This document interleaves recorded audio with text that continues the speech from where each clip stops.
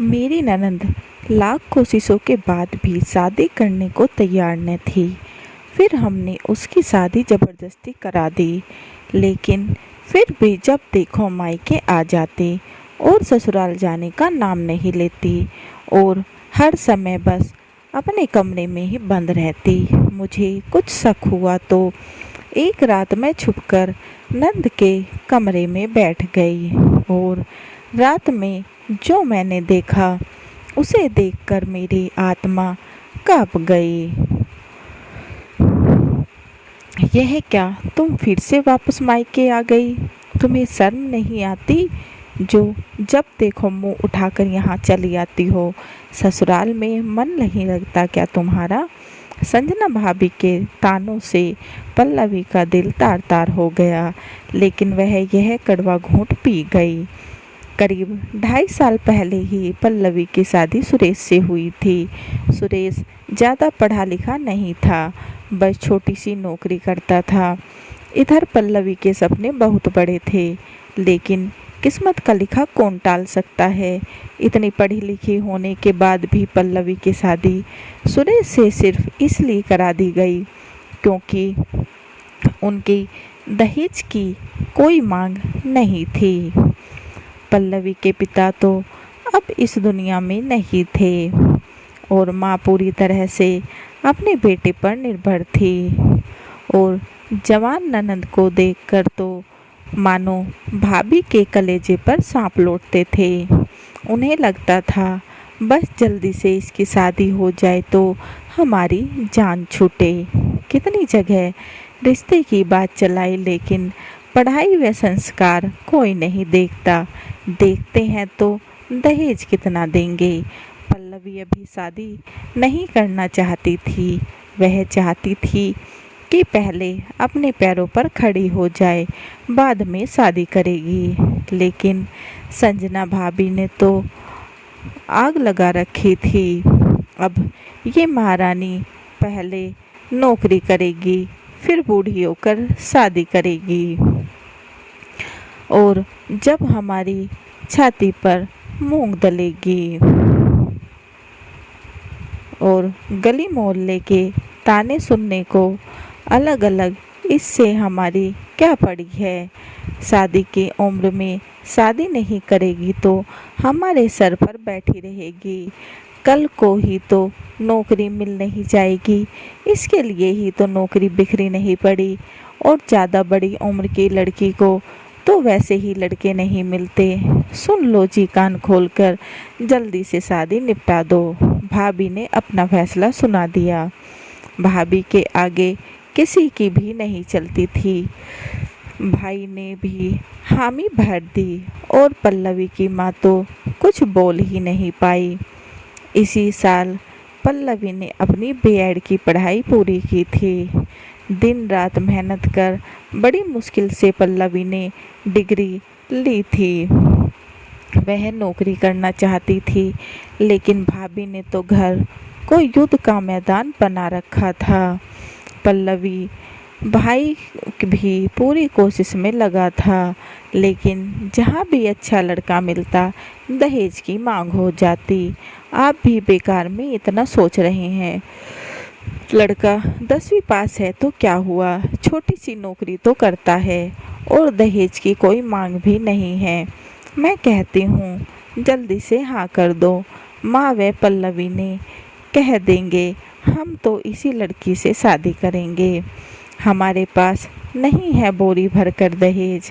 पल्लवी के भाई ने लड़के के बारे में माँ से बात की तो वह बोली, इकलौती बहन है तेरी, उसे भी आग में धक्का देगा क्या? लड़का घर परिवार तो अच्छा देख ले। इतना पढ़ी लिखी बहन तेरी 10वीं पास के साथ कैसे निभाएगी? कैसा भाई है तू? शर्म नहीं आती? छोटी बहन को बोझ बन गई है। माँ बस बहन ही नहीं है, आप मेरे बीवी बच्चे सबका जीवन भी तो देखना है। सारा पैसा बहन की शादी में ही लगा दूंगा तो बच्चों के भविष्य के लिए क्या बचाऊंगा? इतनी मोटी कमाई तो मेरी भी नहीं है। मुझे तो यह रिश्ता बिल्कुल सही लग रहा है। कोई मांग भी नहीं है, मैं तो हाँ कहने जा रहा हूँ। ये सब पल्लवी भी सुन लेती है। वह बोलती है, भैया आप मेरे जीवन का फैसला करने जा रहे हैं और आपने एक बार भी मुझसे पूछना जरूरी नहीं समझा कि मेरी इच्छा क्या है। आपको भी मेरी नौकरी करने से परेशानी है। मुझे मेरी ज़िंदगी के 2-3 साल दे दो भैया। मेरे पास डिग्री है, मैं कमाऊंगी तो आपका बोझ भी हल्का हो जाएगा। बस अब एक और शब्द नहीं। मैंने और तेरी भाभी ने फैसला ले लिया है, तेरी शादी उसी लड़के से होगी। आगे जो भी करना है अपने ससुराल में जाकर करना, हमारे सिर से तो बोझ उतरे। भैया आप बार बार मुझे बोझ कहकर क्यों बुला रहे हो? कल को आपकी बेटी भी बड़ी होगी तो वह भी आपके सर पर बोझ होगी। उसकी शादी भी उसकी मर्जी के खिलाफ करा दोगे क्या? पल्लवी के सवाल से भैया भाभी सन्न रह गए। भैया भाभी के दबाव में आकर पल्लवी ने शादी के लिए हाँ कर दी, लेकिन अपने सपनों को टूटता देख वह बहुत रोई। उसकी माँ ने उसे संभाला और पल्लवी की शादी सुरेश से हो गई। पल्लवी शादी कर अपने ससुराल आई तो उसने देखा वहाँ का माहौल तो बिल्कुल अलग था।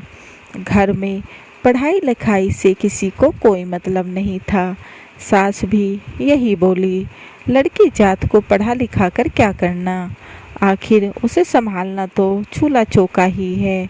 अभी तू भी अपनी पढ़ाई को चूल्हे में झोंक और घर संभाल ले।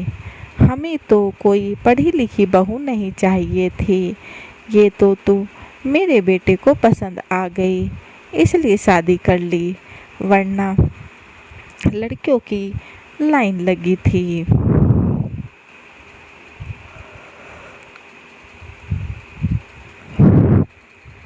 इतना सुनकर पल्लवी मन मार कर रह गई। उसे लगा था भैया भाभी ने उसकी पढ़ाई की कीमत नहीं समझी तो क्या हुआ, ससुराल वाले तो ज़रूर समझेंगे। दहेज नहीं लिया था तो वह यही सोच रही थी कि ससुराल वाले खुले विचार के होंगे। किसी कारण से सुरेश की पढ़ाई नहीं हो पाई। पल्लवी के ससुराल में आर्थिक हालात ज़्यादा अच्छे नहीं थे। उसके ससुर बीमार से बिस्तर पर पड़े थे। सास घर संभालती थी। नंदे थी जो पढ़ाई कर रही थी। सुरेश ही अकेला कमाने वाला था।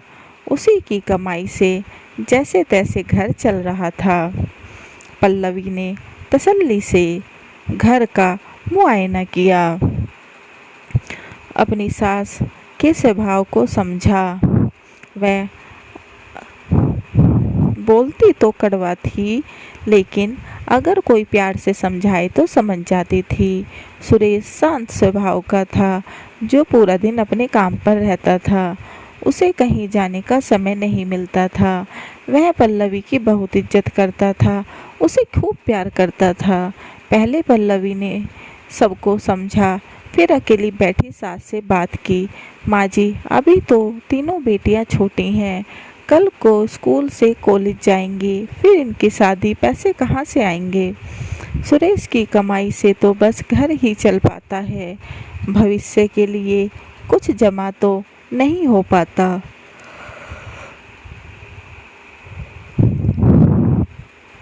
अगर घर चलाने वाले दो हों तो घर आराम से चलेगा और भविष्य में जमा पूंजी भी होगी। हाँ बहू, तो कह तो सही रही है, तेरे ससुर जी भी बिस्तर पकड़े हैं, बिटिया भी अभी छोटी हैं, कोई दूसरा बेटा होता तो सहारा बनता।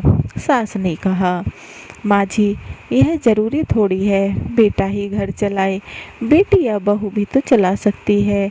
देखो ना, मैंने बीएड किया हुआ है, मुझे स्कूल में अच्छी नौकरी भी मिल जाएगी और मेरी तनख्वाह भी बहुत अच्छी होगी। बस सुबह जाओ और दोपहर तक आ जाओ, घर में सहारा मिलेगा, नंदों का जीवन सुधर जाएगा। अब सुरेश भी अकेले क्या ही कर लेंगे। पल्लवी के प्यार से समझाने से सास को बात समझ आ गई।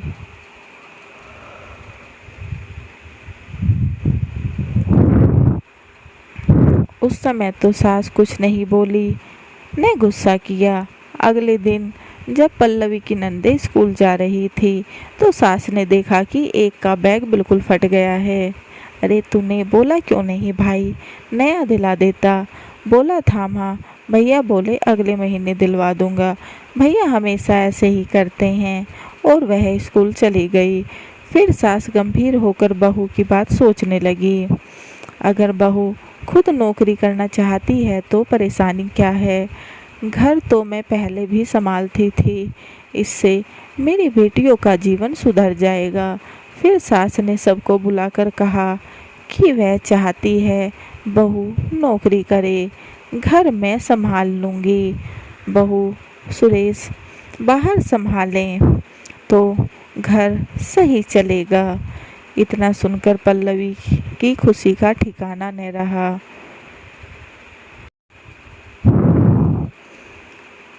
और वह तुरंत अपने मायके से अपनी डिग्री लेने चली गई। उसे देखते ही भाभी ने मुंह बना लिया, लेकिन पल्लवी कुछ नहीं कहा। बस जाकर अपनी माँ से बोली, माँ मेरी सास नौकरी के लिए मान गई है, इसलिए अपनी डिग्री लेने आई हूँ। इतना सुनते ही भाभी का रंग उड़ गया। वह तो कभी नहीं चाहती थी कि ननद अच्छी जिंदगी जिए। आखिर ससुराल वाले राजी कैसे हो गए। बहुत कोशिश करने पर भी पल्लवी ने कुछ नहीं बताया। पल्लवी समझदार बहू थी। वह अपने घर के भेद किसी को बताना नहीं चाहती थी। उसने अपने कागज लिए और चलते हुए भाभी से बोली, आपने अपने कागज लिए और चलते हुए भाभी से बोली, आपने तो मेरा जीवन बर्बाद करने में कसर नहीं छोड़ी, पर मैं सवार ही लूँगी। ऐसे ही रात भर जागकर आंख नहीं फोड़ी और वह ससुराल चली गई। कुछ ही दिनों में उसे एक अच्छे स्कूल में नौकरी मिल गई। अब पल्लवी अच्छा कमाने लगी, घर की हालात भी सुधरने लगी। समय के साथ पल्लवी को एक बेटा भी हो गया। वह उसका प्रमोशन भी हो गया, उसकी तनख्वाह भी बढ़ गई। एक दिन उसके ससुर भी चल बसे तो पल्लवी ने सास को संभाला। वह अब पल्लवी स्कूल की प्रिंसिपल बन गई। कुछ सालों में नंदे भी बड़ी हो गई, उनकी भी पढ़ाई पूरी हो गई। सास को अब बेटियों की शादी की फिक्र सताने लगी। एक दिन अचानक मायके से फ़ोन आया कि पल्लवी के भाई की मृत्यु हो गई है, तो उसे मायके जाना पड़ा। 13वीं तक वह वहीं रुकी। उसकी भतीजी की पढ़ाई पूरी नहीं हुई थी। भाभी बेटे के लिए परेशान थी। घर में एक ही कमाने वाला था, वह भी चला गया। भाभी आप बेटे की फिक्र मत करो, उसका पूरा खर्च मैं उठाऊंगी। भाभी शर्म से पल्लवी से नज़रें नहीं मिला पाई। पल्लवी मुझे माफ़ कर दे, मैंने तेरे साथ इतना बुरा किया और आज तो मेरी बेटी के लिए यह सब सोच रही है। भाभी जो हुआ भूल जाओ। भतीजी की जिम्मेदारी ले पल्लवी ससुराल आ गई। इधर सास नंदों के लिए लड़का तलाशने में लगी थी, लेकिन पल्लवी इसके लिए तैयार नहीं थी। वह चाहती थी पहले नंदे पैरों पर खड़ी हो जाएं, फिर शादी की सोचेंगे। उसने सास को भी समझाया, माँ जी मेरी नंदे मेरे लिए बोझ नहीं है जो शादी करके तार दूँ। मैंने नंदों को बेटियों की तरह पाला है, इसलिए यह मेरी जिम्मेदारी है कि इनका जीवन संवारूं। ठीक है बहू, जब तूने इन्हें बेटी मान ही लिया है तो वही होगा जैसा तू और सुरेश चाहें।